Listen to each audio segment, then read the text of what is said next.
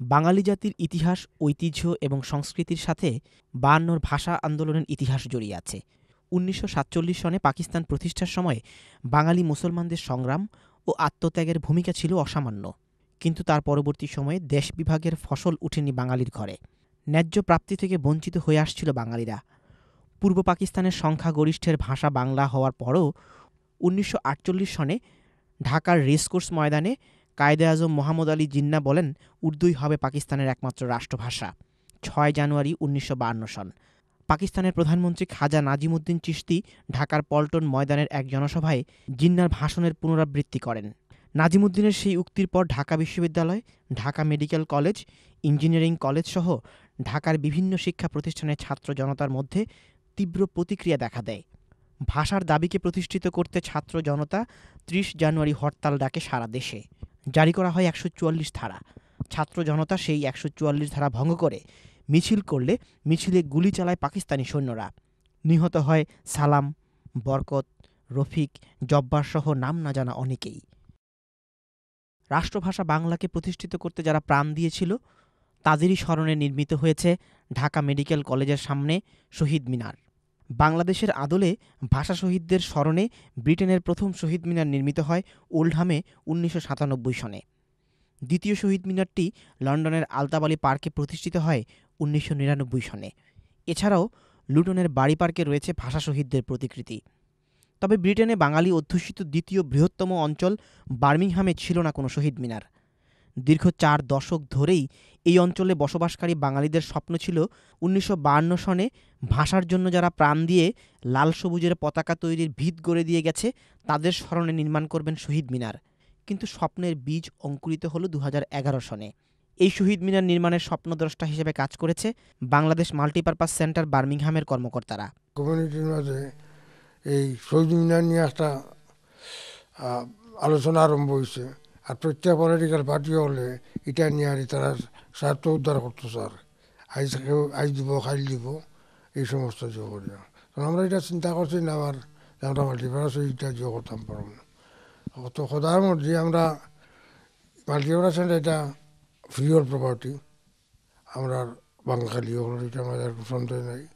তখন আমি দেখলাম যে এই যে অসুবিধা আরম্ভ হয়েছে কমিউনিটির মাঝে, যদি আপনার কোনো এক দলে কোনো সময় করে তো কমিউনিটি ডিভাইড হয়ে যাব।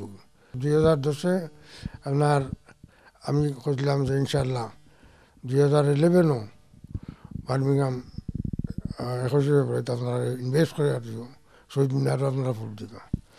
সদার মধ্যে আমার বোর্ডের যারা মেম্বার আসলা তারাও আমার লোকে একমত হয়েও ১৬ ফেব্রুয়ারিতে আমরা এটারে উদ্বোধন করলাম।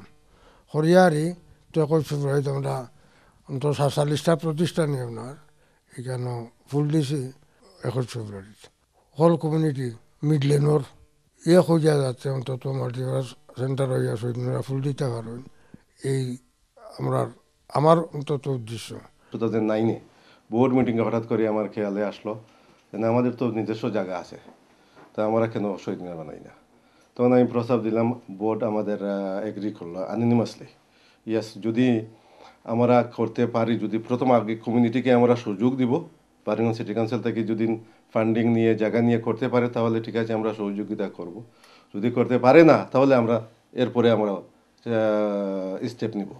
ইনশাআল্লাহ আল্লাহর মেহরবানিতে স্থায়ী শহীদ মিনার বার্মিংহামের অনেক দিনের স্বপ্ন, বার্মিংহাম বাংলাদেশি মানুষের এই স্বপ্ন, এই মাল্টিপারপাস বোর্ড এইটা স্বপ্ন পূরণ করতে পারেছে বলে আমরা গর্বিত এবং আনন্দিত। এখন আমরা হয়তো শহীদ মিনার কমিটি হয়েছে, গত বছর উদযাপন ২১শে ফেব্রুয়ারি উদযাপন করেছে আডহক কমিটি। শহীদ মিনার আডহক কমিটি ছিল, আডহক কমিটির কনভেনার ছিলেন আমাদের বোর্ডের চেয়ার আলহাজ নাসির আহমদ সাহেব। এখন পূর্ণাঙ্গ কমিটি হয়েছে, এই পূর্ণাঙ্গ কমিটি ২১ বিশিষ্ট সদস্য, একজন চেয়ারম্যান নিয়ে। তো ওই কমিটির চেয়ারম্যান হিসেবে আমাকে নিযুক্ত করেছেন। আমি আমার বোর্ডের কাছে কৃতজ্ঞ ওরা যে আমাকে এই সুযোগ দেওয়ার জন্য। বার্মিংহামে শহীদ মিনারের ইতিহাসের কথা বলতে গেলে বাংলাদেশ মাল্টিপারপাস সেন্টারের ইতিহাসের কথা খানিকটা না বললেই নয়। দ্বিতীয় বৃহত্তম বাঙালি অধ্যুষিত এলাকা বার্মিংহামে বাঙালিদের সামাজিক ও সাংস্কৃতিক কর্মকাণ্ড তথা প্রবাসীদের সেবা দেওয়ার লক্ষ্যে প্রতিষ্ঠিত হয়েছিল ১৯৯০ সনে। এছাড়াও বাংলাদেশের যে কোনো দুর্যোগ এবং প্রবাসীদের সহযোগিতায় এই সেন্টার তাদের ভূমিকা রেখে আসছে ধারাবাহিকভাবে। কিন্তু শহীদ মিনার নির্মাণের আলোচনা যখন শুরু হলো তখনই কমিউনিটিতে শুরু হলো বিভাজন। স্থানীয় প্রশাসনও আশ্বাসের মূলা ঝুলিয়ে কালক্ষেপণ করছিল বলে অভিযোগ আসলো কমিউনিটির তরফ থেকে। নির্বাচন আসলে সেই আশ্বাসের পালে হাওয়া লাগে, আবার নির্বাচন শেষে কাউন্সিলররা ভুলে যান তাদের প্রতিশ্রুতির কথা। স্মলিতের এরা বলছে স্মলিত পার্কে হবে, আস্টনের এরা বলছে যে আস্টন পার্কে হবে। শেষ পর্যন্ত একটা অ্যাপ্লিকেশন করলো আস্টনের এরা, এই আস্টনের কাউন্সিলর এবং কিছু নেতৃবৃন্দ নিয়েই করলো। করার পরে এই অ্যাপ্লিকেশনটা মানে গ্রান্ট হলো না। স্মলিতের এরা অ্যাপ্লিকেশনই করে নাই। শেষ পর্যন্ত আমরা আমাদের চেয়ারম্যান নাসির আহমদ সাহেব উনি এক টেলিভিশনে বিবৃতি দিলেন যে আমরা ইনশাল্লাহ, ওই সময় সিটি কাউন্সিলের সাথে আমরা বৈঠকে জিজ্ঞাসা করেছি, ও বলল যে ঠিক আছে তোমরা এইখানে যদি করো আমার মনে হয় না কোনো ধরনের বাধা আসবে, আর আমরা সবাই বেকিং করব এইটার জন্য, তোমাদের এইখানে সিকিউর প্লেস।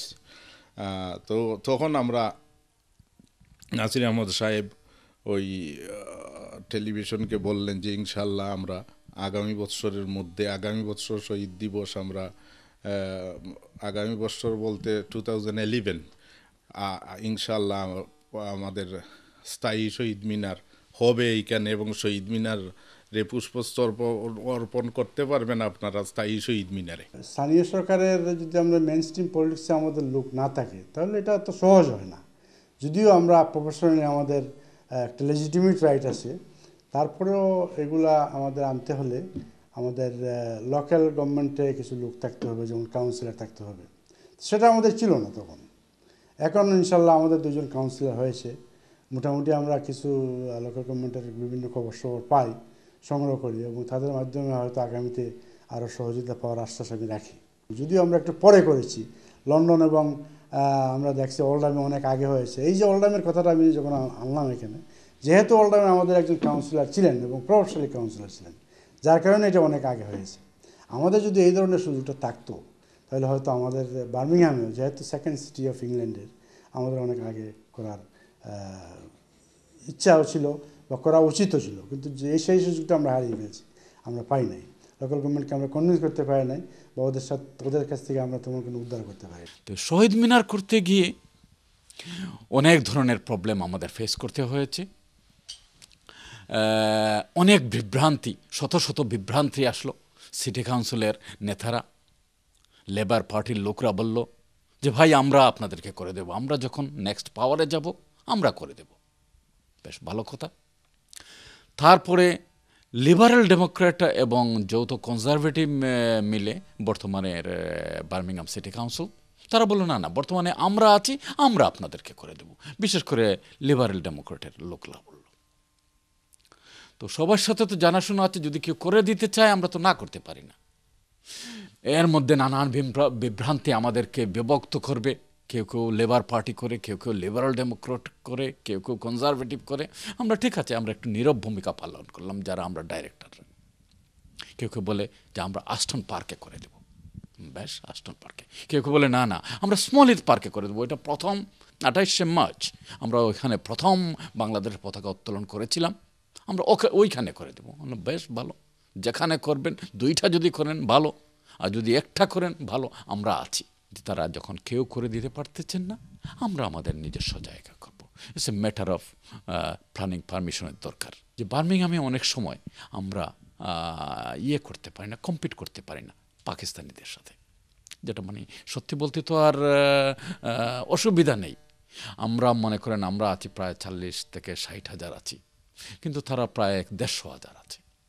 আমাদের যেখানে 100 জনের মেম্বারশিপ আছে, তাদের এখানে 300 জনের মেম্বারশিপ আছে। সুতরাং অনেক সময় আমরা ওই দ্বন্দ্বের জন্য পারতেছি না। ঠিক যখন থেকে বাংলাদেশ মাল্টিপারপাস সেন্টারের কর্মকর্তারা লক্ষ্য করলেন শহীদ মিনার নির্মাণ নিয়ে প্রশাসনে যেমন উদাসীনতা রয়েছে, তেমনি স্থান নির্বাচন নিয়েও রয়েছে ভিন্ন মত, তখনই সেন্টারের সদস্যরা বোর্ড মিটিংয়ে বসে সিদ্ধান্ত নিলেন বাংলাদেশ মাল্টিপারপাস সেন্টারের নিজস্ব জায়গায় শহীদ মিনার নির্মাণ করা হবে। সেন্টারের chairman Nasir Ahmed, secretary Foyzur Rahman MBE, vice chairman Gabru Mia, director Abdul Latif JP, পরিচালক কামরুল হাসান চুন্নু, মাহবুবা খান, শহীদা বেগম চৌধুরী ও ট্রেজারার ইমরান আলী একমত হলেন বাংলাদেশ মাল্টিপারপাস সেন্টারের নিজস্ব স্থানে নির্মাণ হবে শহীদ মিনার, আর নির্মাণ ব্যয়ও বহন করবে মাল্টিপারপাস সেন্টার। 2011-এ ওনারা এই শহীদ মিনার করার জন্য সিদ্ধান্ত নেন, এবং তখনই আমাকে তাদের বোর্ডে ক্যাশিয়ার হিসেবে ওনারা দায়িত্ব দেন, আমি ওনাদের সাথে জড়িত হই।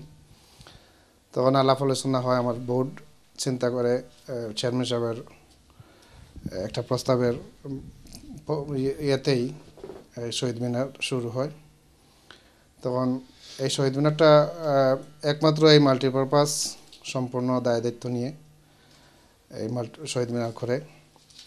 এখানে প্রায় 20,000-এর মতো শহীদ মিনার করতে এই মাল্টিপারপাসের খরচ হয়। It was the first I heard about it.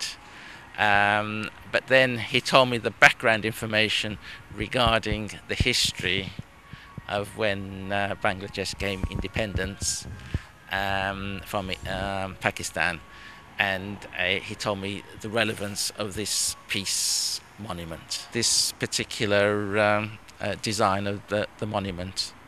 So I was very honoured, and it was a different type of design that I normally undertake, but it was very enjoyable, but I had a lot of input from Mr. Mia.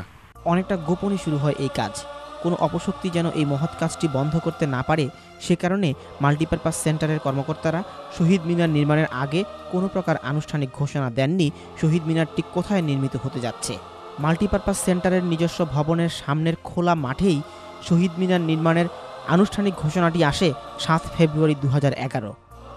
কমিউনিটির বিশিষ্টজনদের উপস্থিতিতে বার্মিংহামের প্রথম শহীদ মিনার উদ্বোধন হয় 16 ফেব্রুয়ারি 2011 সনে।